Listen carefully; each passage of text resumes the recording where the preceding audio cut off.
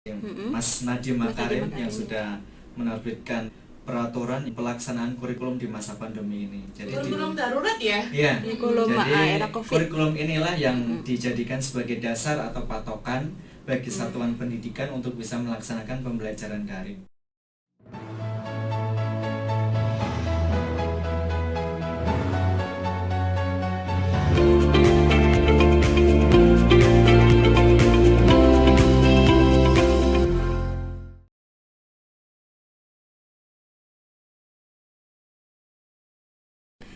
Assalamualaikum warahmatullahi wabarakatuh.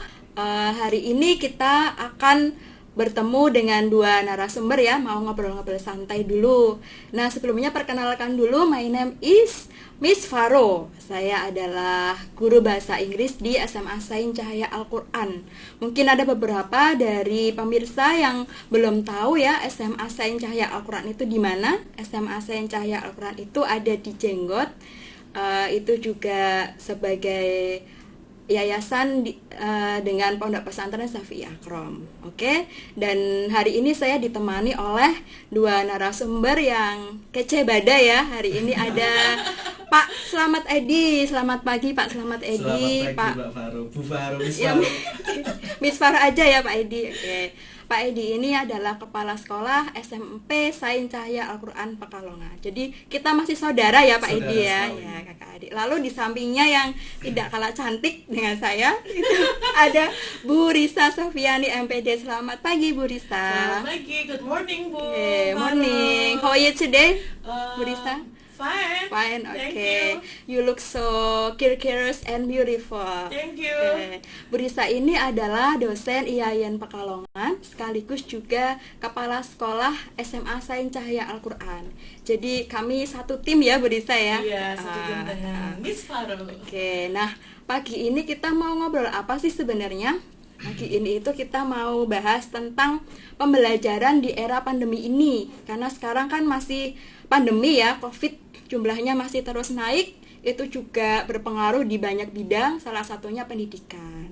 Nah itu yang akan kita kupas hari ini. Semoga perbincangan kami bertiga hari ini bermanfaat untuk para pemirsa. Oke, cukup perkenalannya. Mungkin saya langsung saja untuk bertanya ke ladies first or boys first ini ya. Ladies first. Ladies first, boys first aja deh boys ya. First, Oke, ya. oke. Yang lebih mumpuni. Mumpuni oke ya. Ya kan, Pak Edi ya? Relax Biasa saja. aja. Pak Edi. Kita sudah Biasa. kenalan belum sih? Kita sudah kenal Oh, pada Kita sudah kenalan. kenal dari dulu ya. Mungkin dengan adanya forum ini bisa tambah lebih kenal, lebih akrab, Amin. bisa menjalin kerjasama yang baik juga ya nantinya. Iya, oke. Oke, untuk Pak Edi saya mau tanya nih, kalau model pembelajaran di era pandemi ini yang berlangsung di SMP seperti apa ya? Mungkin sebelum masuk ke model pembelajaran daringnya ada sedikit informasi yang perlu disampaikan terkait dengan peraturan-peraturan maupun keputusan menteri ya. Ya, Yang pertama yaitu dari keputusan Menteri Pendidikan Nasional Nadiem Makarim. ya Nadiem, Mm-mm. Mas Nadiem Mas Nadiem Makarim yang Makarim. sudah menerbitkan peraturan yaitu peraturan nomor 719 tahun 2020 yaitu tentang penyederhanaan ataupun pelaksanaan kurikulum di masa pandemi ini. Jadi Kurikulum darurat ya? iya. Kurikulum Jadi era Covid. kurikulum inilah yang dijadikan sebagai dasar atau patokan bagi satuan pendidikan untuk bisa melaksanakan pembelajaran daring. Oke. Karena di dalam peraturan tersebut sudah memuat beberapa aturan ataupun beberapa semacam teknis bagaimana kita bisa melaksanakan kurikulum di satuan pendidikan kita masing-masing. Di antaranya yaitu dengan melakukan pembelajaran daring dan di dalamnya juga ada yang namanya penyederhanaan kurikulum. Oke. Di masa pandemi ini tidak mungkin kita semua Tatap muka. satu tatap muka dan kurikulum semua satu Seperti normal pada seperti umumnya ya. normal pada artinya kita bisa menyelesaikan dengan tuntas itu tidak mungkin karena kita disuguhi dengan PJJ tadi. Nah di PJJ inilah seorang pendidik maupun satuan pendidikan diberi fleksibilitas untuk bisa merangkum atau meringkas daripada kurikulum yang akan disampaikan. Nah disinilah program PJJ yang lebih tepat untuk dilaksanakan karena dengan PJJ ini kita bisa memilih dan memilah materi atau submateri yang akan disampaikan ke peserta didik, yang intinya pembelajaran ini tidak berbasis materi tapi berbasis dengan kemaknaan. Bermaknaan. Nah, iya. itu ya. Jadi bisa dikaitkan dengan pembelajaran sehari-hari. Jadi Dari perlu aktivitasnya. digarisbawahi untuk pembelajarannya tidak berfokus pada materi seperti itu ya. Mungkin lebih berfokus ke keterampilan ya Iya. Pak Egi ya. Keterampilannya kan bisa kita ambil di pengetahuan maupun di praktiknya ya. Iya. Prakteknya. Oke, nih berkaitan dengan keterampilan nih. Kalau Bu Risa sendiri sudah menerapkan ini belum untuk para peserta didiknya Bu Risa? Oke, ya, dari untuk yang SMA sendiri Ya, karena masih masa pandemi seperti ini, kita melakukan pembelajaran daring ya Bu ya. Terus seperti ini yang saya terapkan untuk guru-gurunya sendiri. Guru bisa memilih atau berkreativitas sendiri sesuai dengan kemampuannya serta berinovasi sesuai dengan kemampuan peserta didiknya seperti itu. Nah, misalnya untuk pembelajaran tertentu seperti yang harus seperti olahraga ya Pak ya. Ya, Nah, itu butuh olahraga seperti aktivitas ini motorik. untuk siswanya sendiri mungkin siswa bisa beraktivitas melakukan olahraga di rumah atau di dalam rumah yang simpel-simpel aja, tapi di dalamnya itu bersangkut pautan dengan pelajaran olahraga. Nah, mungkin guru bisa melakukan kegiatan pembelajaran jarak jauh itu bisa menggunakan fasilitas yang sudah ada ya. Yang di Aplikasinya internet, sudah banyak ya, tuh. aplikasi yang sudah ada ya. Tinggal Seperti manfaatkan. Zoom. Zoom Mungkin meeting. kalau Zoom kendalanya cuma di ini sih Bu. Sinyal. Kuota, bukan sinyal, kuota, karena memang Terlalu banyak. Oh, iya. menyedot kuota. Kalau yang punya wifi ya mungkin lebih Enak ya, lancar. lebih lancar. Tapi kan kita nggak tahu ya, maksudnya mereka pakai apa kan kita tidak tahu. Tetapi kita tidak mau membebani siswa atau peserta didik untuk mengikuti pembelajaran dari kita. Nah, ada juga mungkin lebih mudah, lebih fleksibel tuh lewat WhatsApp group, ya. itu yang lebih simpel. Karena semua anak, semua siswa Bisa, mempunyai kan ya. Ya pasti mempunyai bisa terlibat. WhatsApp grup, dan orang tua pun lebih mudah komunikasi lewat Memantau. WhatsApp grup gitu, memantaunya. Nah, seperti itu. Nah, mungkin guru tidak bisa seperti tatap muka setiap hari harus diberi tugas, itu tidak bisa. Kalau pembelajaran jarak jauh tuh mungkin jeda, semisal untuk KD 3.1 nih mengenai memahami bola voli, atau itu nggak mungkin anak harus setiap hari main bola voli ya Pak ya.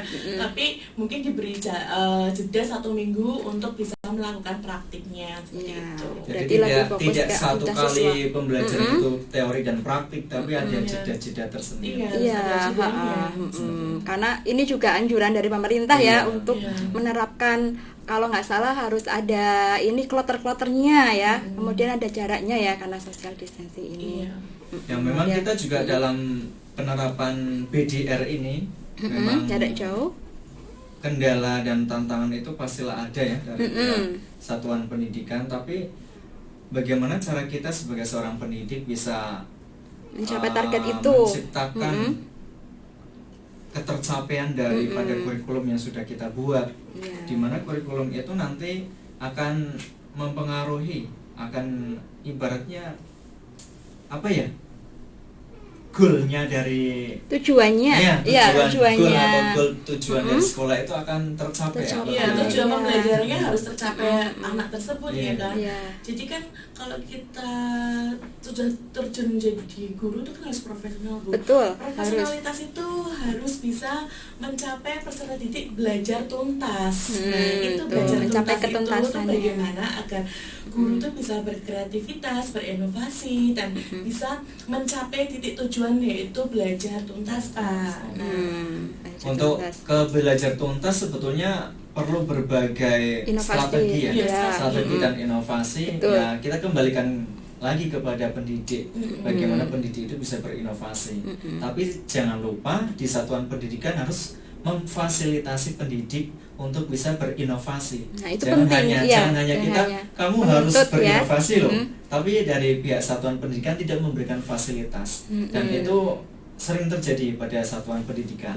Jadi Harus perlu kita dievaluasi. ingat, evaluasi bareng-bareng. betul. Iya. Jadi satuan pendidikan juga harus care terhadap pendidiknya agar bisa satu kesatuan bisa jalan. Iya, perlu memerhatikan hal ini Iya. pasti ya Pak ya. Apalagi Jangan hanya sekedar kamu harus ini seperti ini, tapi tanpa ada suatu dukungan maupun support Iya, dari satuan itu. pendidikan. Untuk komunikasi dua arah. guru sendiri dan peserta didik sebenarnya sudah melek teknologi semuanya, Iya, karena kita zamannya setiap hari sekarang. sudah terhubung dengan teknologi Bu, apalagi untuk era industri ini ya kita harus berpacu dengan teknologi. Tapi salah satu hal yang terbesar itu kecemasan Pak. Kecemasan seperti apa ini? Kecemasan, karena teknologi itu pasti berhubung dengan semua hal informasi, Iya, ya kan? yang Kenapa sih kita harus belajar lewat daring?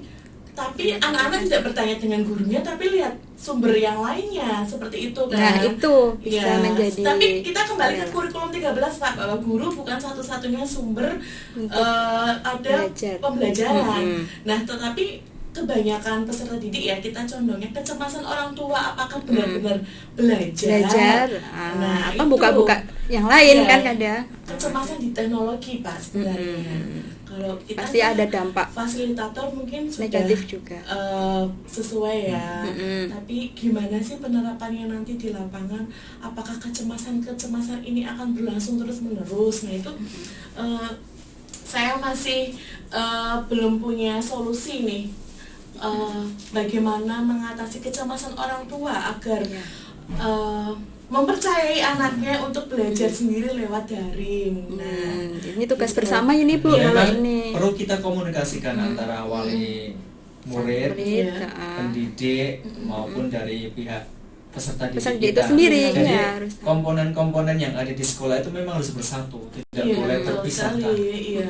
Kita harus saling kontrol, baik itu kita bersama orang tua maupun peserta didik, memang kita harus satu kesatuan untuk meminimalisir kecemasan Adanya kecemasan teknologi tersebut. tadi. Oke. Bergerak bersama untuk Indonesia apa nih Pak? Indonesia maju. Saya percaya. Indonesia maju. Intinya untuk mencerdaskan ya Indonesia yang lebih cerdas dengan generasi-generasi yang unggul ya, Iya. seperti itu. Ya, sebetulnya untuk menciptakan generasi yang unggul itu perbanyaknya literasi. Karena ya, literasi baca tulis, sekarang baca tulis. anak-anak hanya sekedar membaca tanpa adanya Menelaah. tindak lanjut maupun menelaah literasi lebih lanjut seperti itu. Jadi perlu kita Sebenarnya kita itu bareng. bagus berarti Pak Edi ya, di era pandemi ini anak lebih banyak untuk berkegiatan literasi, fokus di situ, dan dari literasi itu barangkali bisa berkembang kan. Iya. Entah ada penulis-penulis baru, pemikir-pemikir baru, karena anak juga model pembelajarannya kan beda. Kemudian guru juga punya kemerdekaan sendiri untuk mengajar itu walaupun dibatasi oleh aturan-aturan tertentu. Oke. Kalau untuk Bu Risa sendiri sudah menerapkan apa saja selain itu untuk mahasiswanya mungkin? Kalau Biasanya. untuk mahasiswa saya biasanya kita kegiatannya kan lewat Google Meet Bu. Ya. Ya kita presentasi, diskusi lewat Google Meet. Nah tapi saya punya kegiatan di dalam pertemuan itu kan ada presentasi, tanya jawab, pandangan feedback serta pandangan umum. Nah di kegiatan ini kami lakukan lewat harus sebagai seorang dosen harus membuat feedbacknya melalui Google Formulir. Ketika kita menerapkan itu harus punya tujuannya Bu ya. Tadi kan kembali ke pembelajaran ya Pak. Iya, goalnya tadi. Goalnya tadi Nah, karena setiap pertemuan itu berbeda seperti di sekolah. Ya kalau mahasiswa kan satu pertemuan tuh babnya berbeda-beda Bu. Jadi Iya. satu pertemuan tuh harus tuntas. Nah tuntasnya tuh seperti apa? Saya memberikan feedbacknya lewat Google Formulir. Nah itu akan lebih memudahkan mahasiswa bisa menuliskan apa yang dia dapatkan di hari itu. Nah, tantangannya beda ya, karena tantangannya tadi beda. dituntut untuk tuntas, kemudian kan kalau untuk levelnya mahasiswa juga di atasnya SMA kan. Iya, di atasnya SMP dan SMA.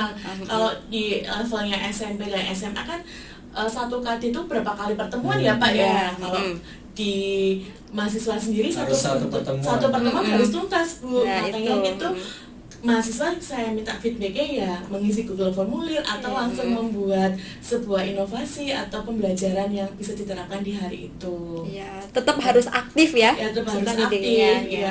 Saya tidak mau Bu mahasiswa itu menjadi mahasiswa yang gaib. Iya betul. Wah, sekali. Takut saya Iya, Pak. Ya. mungkin Hadir ketika mau presensi aja. aja, tapi secara harus berpartisipasi, Bu. Jadi partisipasinya ya kurang. memang kendalanya kita tuh memang harus aktif, Bu, sebagai seorang Hmm. pendidik, baik pendidik dari kalangan SD, SMP, SMA, Semuanya nih. semuanya memang harus aktif. Tentu Kita harus seperti itu. mengejar siapa sih yang tidak aktif, itu kita harus kejar terus. Itu kan Cross-check, membuatkan, itu kan termasuk gimana ya, secara komunikasi.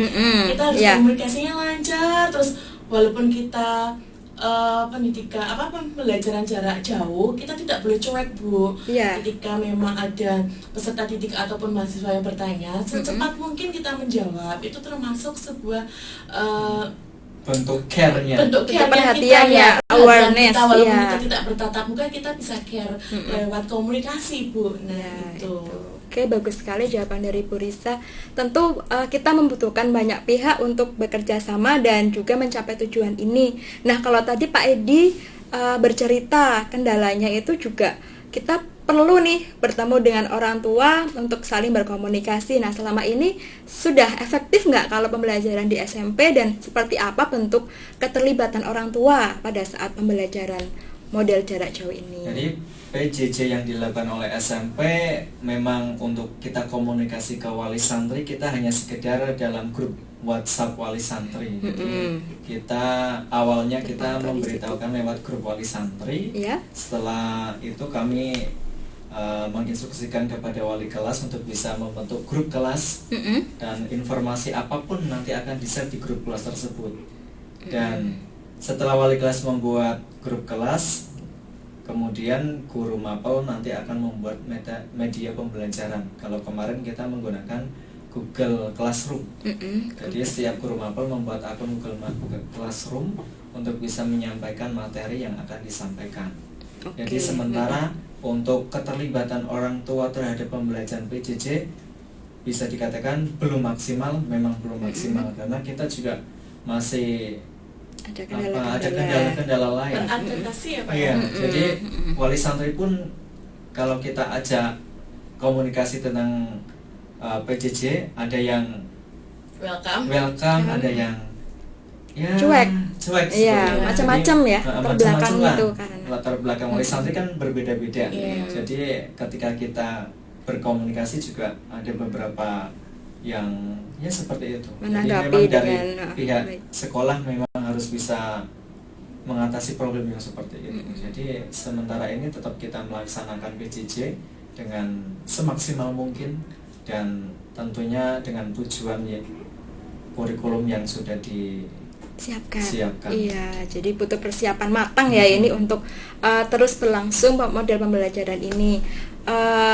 Saya kembali ke Bu Risa ya. Kalau tadi kita sudah ngobrolin wali santri, wali murid, juga persiapan guru-gurunya harus matang. Nah, untuk peserta didiknya nih, kira-kira bisa dibandingkan ya dengan model yang sebelum pandemi ini, mungkin kita bisa melihat langsung hasil atau capaian dari peserta didik. Nah, kalau yang sekarang bagaimana model untuk mengontrol mereka dan tahu hasilnya nih, peserta didiknya itu paham dan juga bisa mengaplikasikan materi yang sudah diberikan oleh Nah, itu guru. kan kita kembali lagi ke gaya guru ya, Bu.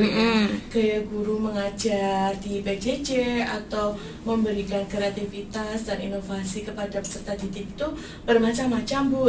Kami tidak pernah membatasi bagaimana guru tersebut menerapkan ke peserta didik. Nah, harus ada feedbacknya ini, Bu. Yang paling Iya. penting itu Feedback. peserta didik itu ketika sudah mendapatkan materi dari guru, dan peserta didik itu harus feedback ke gurunya. Nah, feedback ke gurunya macam-macam. Biasanya guru ya tadi ya bisa pakai Google Formulir atau mengirimkan Google Form. video, Iya. ataupun bisa mengirimkan voice ya. Kalau kita pembelajarannya mungkin seperti bahasa Arab nih, biar murojaahnya lancar. Nah, mungkin guru bahasa Arabnya bisa mengirim voice dan anaknya juga feedback kembali mengirim voice. Nah, seperti itu yang lebih mudah, Bu. respon ya. Responnya, Responnya merespon. Nah, tinggi. itu kan kita bisa mencapai tujuan kita pembelajaran. Oh, ternyata anak tersebut sudah mencapai pembelajaran bahasa Arabnya dengan baik, dengan mengirim voice tersebut ya, Pak ya. yang lebih gampang-gampang memang kita lebih komunikasikan lewat WhatsApp grup Bu. WhatsApp grup. Ya, lebih mudah, Lebih enak, lebih semua komunikatif, anak efisien ya Pak ya. Oke, kira-kira kalau dibanding dengan model pembelajaran yang biasa, itu ada kerumitan nggak? Ya rumit Yang sih, mau Bu ya. Rumit pastinya. Rumit Tapi pasti harus ya. dijalani ya ini ya. Rumit banget Bu, karena kita tuntutannya. seperti ini aja mendadak semuanya ya, serba mendadak. Ada mendadak. kurikulum yang darurat, pembelajaran jarak jauh yang darurat, dan anak-anak pun secara psikologis belum menerima, Iya. bosan di rumah terus menerus, dan tidak ada aktivitas yang harus dilakukan. Nah ini sumber utamanya itu fasilitas yang di rumah serta yang fasilitas guru dari sekolah ya Pak ya. Iya, Itu Miss, harus jadi mendukung siswa. semuanya itu kita harus punya niatan. Kalau memang niatannya untuk peserta didik bisa paham dan mencapai tujuan, kita kembali lagi dari fasilitas, dari gurunya sendiri, apakah akan mencapainya itu dari segi kreativitasnya. Oke ya, sisi kreativitas guru nih ya yang harus selalu diutamakan ya. Iya. Nah, Ya kemudian intinya gini Bu, jadi untuk pembelajaran PJJ seperti ini memang banyak sekali kendala. Iya, Yang penting banyak banget ya Pak. berpesan kepada semua pendidik saja bahwa kita melaksanakan hal seperti ini dengan niat yang baik. Iya. Insya Allah, karena innama a'malu binniyah ya. iya Jadi ini semuanya niat. semua niatnya kita ubah Niat baik. untuk bisa mencerdaskan anak-anak bangsa demi untuk kemajuan Indonesia yang lebih baik. Oke. Itu saja. Ya, saya harapannya sih semoga semuanya ini cepat berlalu, cepat pulih kembali, Amin. Bisa normal kembali, dari ya. segi pendidikan, perekonomian, semuanya Membaik. harus kembali normal. Tapi normalnya tidak mungkin melesat cepat, tidak mungkin Bu, tapi Butuh proses, perlahan, tapi ya. pasti prosesnya, dan anak-anak Amin. kembali lagi ceria Amin. ke sekolah ya Pak ya. Pasti sudah kangen dengan Kangen banget. Bapak Ibu gurunya, Iya, dengan pengen ketemu teman-temannya, langsung. terutama dengan teman-temannya Bu Iya. pastinya. Ya, kita berdoa sama-sama. Semoga pandemi ini segera berakhir, lalu kondisinya juga sudah mulai normal biar aktivitas apapun juga lancar ya. Oke, saya ingin kembali bertanya untuk Pak Edi nih.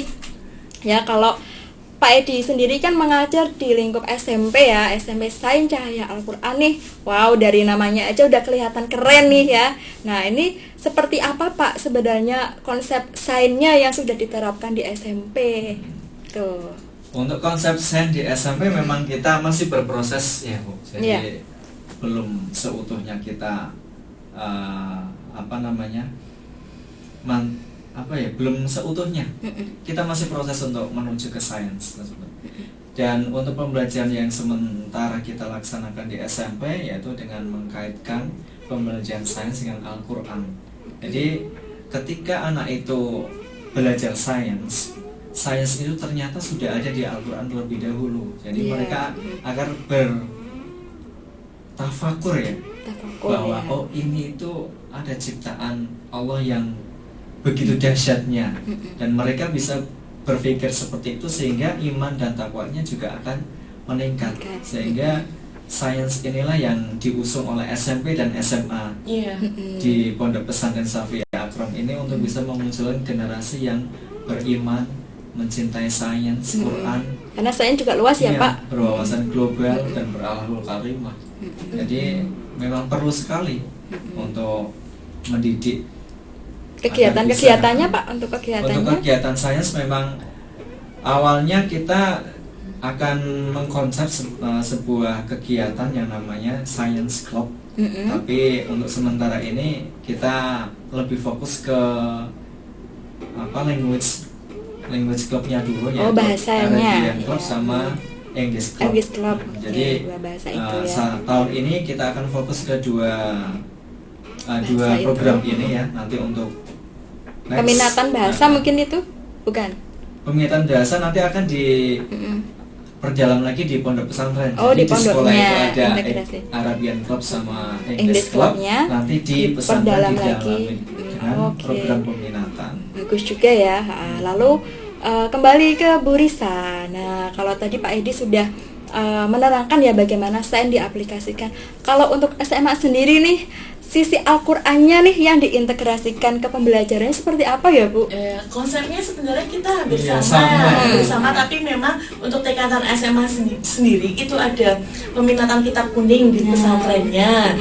Kalau di sekolah sendiri ada 2 peminatan, yaitu peminatan tahfidz dan peminatan bahasa Mandarin. Nah, kenapa kita fokus kedua itu karena biar nanti lulusan dari SMA Sains Cahaya Al-Quran ini bisa paling tidak menghafal 3 juz. Oh ya, targetnya itu Targetnya ya. itu impian dari SMA Sains Cahaya Al-Quran tuh peserta didik bisa menghafal paling tidak 3 juz.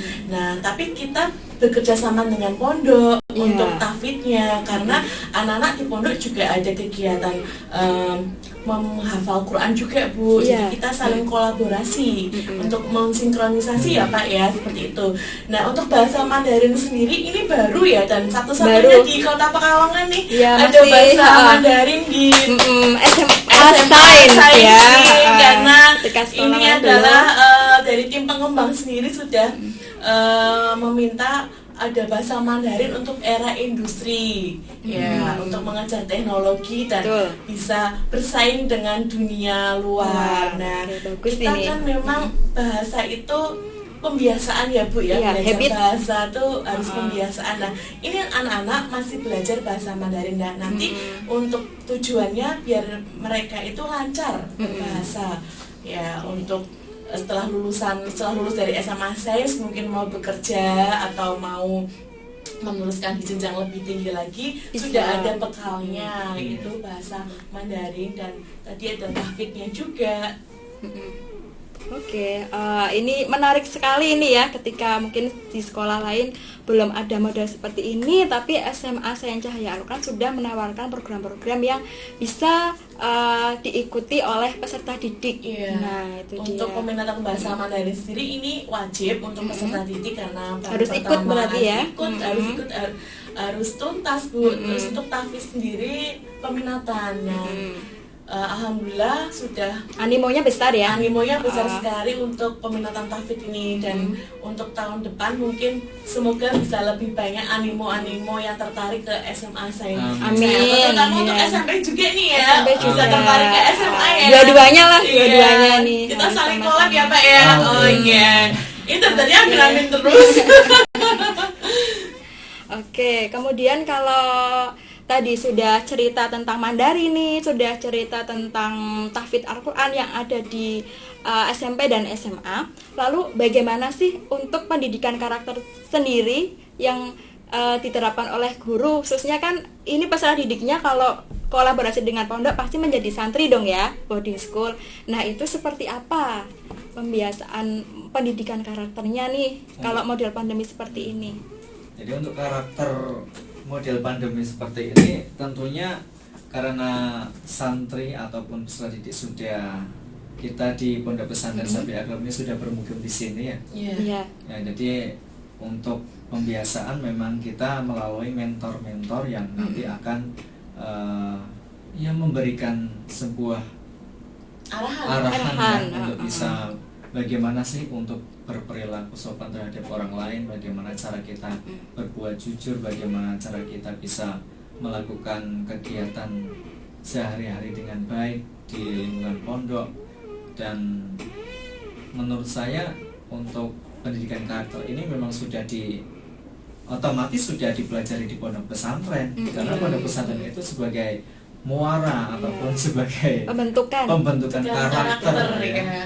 Itulah karena di dalam pondok pesantren pasti ada ini ya Pak ya, sosok yang membuat para santri untuk bisa meneladani, beradab, bersopan santun ya, seperti itu. Jadi memang nilai positif yang diambil dari pihak SMP dan SMA karena sudah masuk dalam boarding school, kita untuk pembelajaran karakter ini akan terbantu dengan adanya pondok pesantren ini, sehingga ya walaupun nanti ketika pembelajaran normal di SMP dan SMA nanti kita juga akan membiasakan dengan kegiatan duha, kegiatan sholat berjamaah, Ya. adapun nanti ada Asmaul Asmaul Husna, Simaan dan yang lainnya. Ngaji, Yang santri ngaji guru banyak juga sekali ya. yang ngaji. Banyak yang Guru diikuti juga, oleh guru juga Iya. ngaji ya. Oh, guru juga ngaji ya, Jadi perlu harus dipupuk.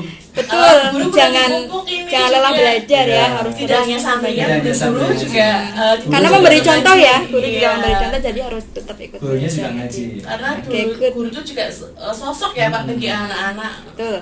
Jadi itu. Teladannya Jadi, mereka. SMP dan SMA terbantu dengan adanya pondok. ini Nah, untuk belajar. Berarti ini intinya lulusan pondok dengan berbagai macam kegiatan yang sudah diarahkan oleh pondok itu menjadi lulusan yang unggul ya, yang nantinya bisa terjun di masyarakat, Iya, ya, masyarakat. memiliki Diterima daya di saing, masyarakat. diterima di masyarakat. Nah, kalau untuk yang pembelajaran di SMA sendiri seperti apa Bu harapannya ke depan lulusan-lulusan SMA ini nantinya? Kembali ke moto kami Bu,